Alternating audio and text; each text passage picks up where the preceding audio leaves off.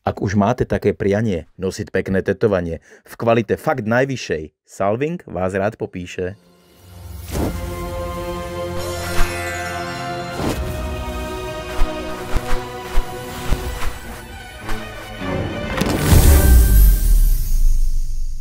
Možno, že máš také prianie nosiť pekné tetování, ale keďže nemáš money, tak zabudni na čičmany, Centrofix kuber do dlaní a vytvor si aspoň zdání.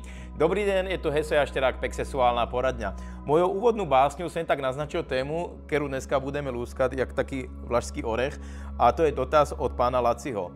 Pane Heso, prosím vás, chcel by som mať tetování. Troška sa toho bojím, lebo už je to nezvratný proces a tiež to stojí dosť peňazí. Poradte, čo mám robiť. No, milý Laci, dá to práci vám to vysvetliť, ale nebude to ťažké, pretože si zoberiem Pexesko nástroje a niečo z toho vyrobíme. Takže, poďme na to. Kladivo, nožnice, kľúče, ja som si to myslel, vrtačka. Dobre, Ladisláve, takže toto kladivo, prosím vás, víte, co to je za kladivo?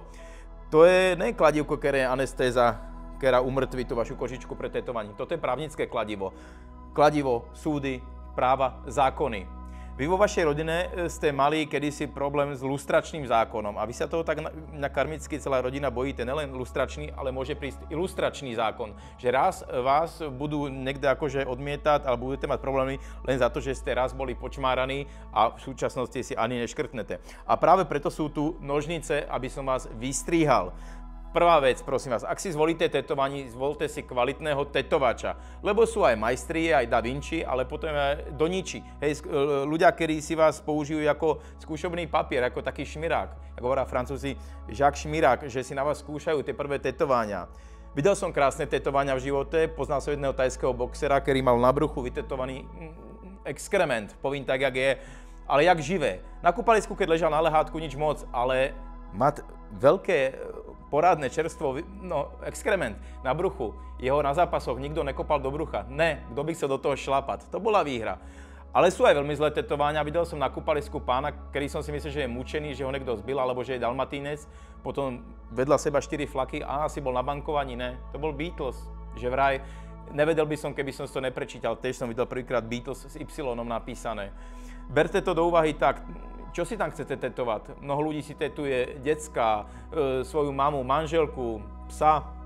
Mali sme suseda, ktorý mal vytetované decko, svoju dcerku a rottweilera. Ale sme nikdy nevedeli, ktorý je ktorý, lebo bolo to tak zbastardené.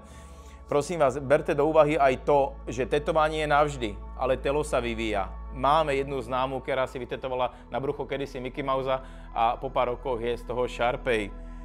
Veľký prípad, ktorý sa mi takto s týma nožnicama otvára a zatvára a strihá mi mysel, je devčátko, ktoré ma poprosilo, pane Heso, pomôžte mi. Dala si náhrudník, prosím pekne, vytetovať Bruna Marsa. Áno, speváka Bruna Marsa. Jeho portrét, jeho hlavu a meno Bruno Mars. Až doma zistila, že jej debil vytetoval Brno Mars.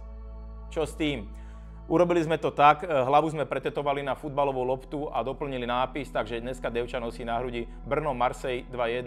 No to je fakt sen každého devčaťa, má toto vykerované na svojich plúcach. Sú tu kľúče a používajte prosím v tejto problematike kľúčové slova, hej, prosím pekne. Zoberte si, že vy chcete akože sa nechať tetovať. My sme generácia, ktorá sa nemohla len tak tetovať v tínedžerskom veku.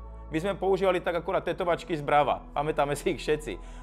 Chudobnejší spolužáci, ktorí nemali na tento časopis, tak išli do mesiarstva, kúpili si bravčovú paprčku, namočili do farby a s tým si...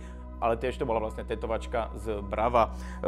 Keď tak zoberete v školke, sme si robili tetovačky z toho, že sa rozpolil zemák, namočil sa do nejakej farbičky a s týmto. Čo je zemák? Potato. No tak budete potejtovaní, hotovo. Je to úplne jednoduché. Ste vo veku, kedy mnohí kamarádi si robá vodičáky, kerujú na parkovisku, tak sa nechajte prejsť a budete pokerovaní. Hľadajte, hej, tie kľúčové slova, ktoré vám pomôžu. A pýtam sa takto, prečo chcete byť potetovaní? Komu sa chcete podobať? Nejakej osobnosti, nejakému hercovi? Chcete byť Juraj Kerka? Alebo slávny huslový virtuós Kerky Mrenica? Alebo jak futbalisti, tak je to jednoduché. Oblejte si ruku atramentom, alebo si ju prisadnite, nech sa vám odkrví, nech je celá modrá a budete ruka Modrič. Hotovo. No a napokon je tu tá vrtačka, to ste vy. Vy by ste si za korunu nechali do kolena vrtať. Hej, vy neste laci, vy ste lacní. To je to, že keď je niečo, vy by ste chceli aj škaredú kerku, keď bude lacná, berem. Jaký to má význam? Len za to, že to je lacné, nosím na sebe takúto maškarádu ošklivú? Čo to je, prosím vás, za význam? To je, keby ste chceli podpivničiť kolobežku. Však to vám hlava nebere. Prosím vás, dávajte si pozor, čo si raz dáte vytetovať, to už nosíte. To idete s kožou na trh, alebo kam už chodíte. Víte, ja som poznal len takého pouličného bitkára, chcel byť ešte drsnejší, tak si dal vytetovať čínske znaky. A on si myslel, že kung fu. A v preklade to znamenalo dopravnej obsluhe, viac povolený. Keď išla čínska výprava, len sa mu smáli. Ale mnohí chceli ísť cez neho. Poviem vám tak, Lacko, rozmyslite si to, neponáhľajte sa, máte čas. To tetovanie môže prísť vždycky. Robte tak, aby vám kerka nešla hore kerkom. Držte sa, Heso Ešterák.